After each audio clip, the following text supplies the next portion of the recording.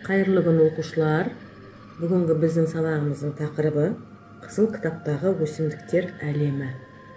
Алдыңкы сабакты эсибизге түшүрүү үчүн бүгүнкү сабагыбызда жылдам жооп адисин пайдаланабыз. Берилген акпаратка иә немесе жок деп гана жооп бересиздер. Окуучулар, барлыгыбызда жылдам жооп адисин орундап болдук. Алдыңкы билимди эсибизге түшүрдүк. Енді әрі қарай өзіміздің бүгінгі сабағымыздың тақырыбына сәйкес оқылым мәтіндермен жұмыс жасаймыз.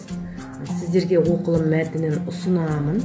Яғни Қазақстандағы өсімдік дүниесінің түрлері, қызыл кітапқа енуі және оған жасалып жатқан қамқорлықтар туралы, соның ішінде Грейга қызғалдағы, көктем жанаргүлі және көкнар туралы толық ақпаратпен оқып танысып шығамыз.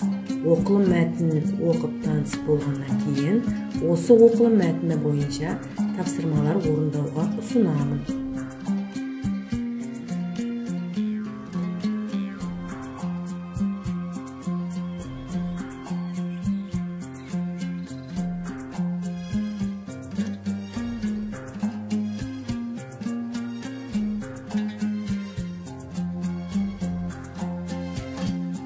Барлығымыз оқылым мәтінін оқып болсақ, бірінші тапсырманы ұсынамын. Бірінші тапсырмада жаңа сіздердің оқып шыққан Грейга қызғалдағы, көктем жанаргүлі және көкнар туралы 3 сұрақ берілген. Яғни берілген ақпараттарды кестеге орналастырып, сол кестені толтырасыздар. Тапсырманың дискрипторы берілді. Дискриптор берілген ақпараттарды кестеге орналастырады, кестені толтырады, кестені тапсырмаға сай толтырады. Қане барлығымыз берілген ақпараттар бойынша танысып шықтық, кестеге орналастыру жұмысын жүзеге асырамыз.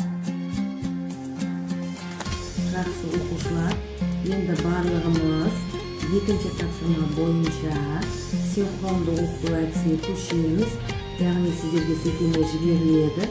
Сол сілтеме бойынша видеоконференцияға қосыламыз.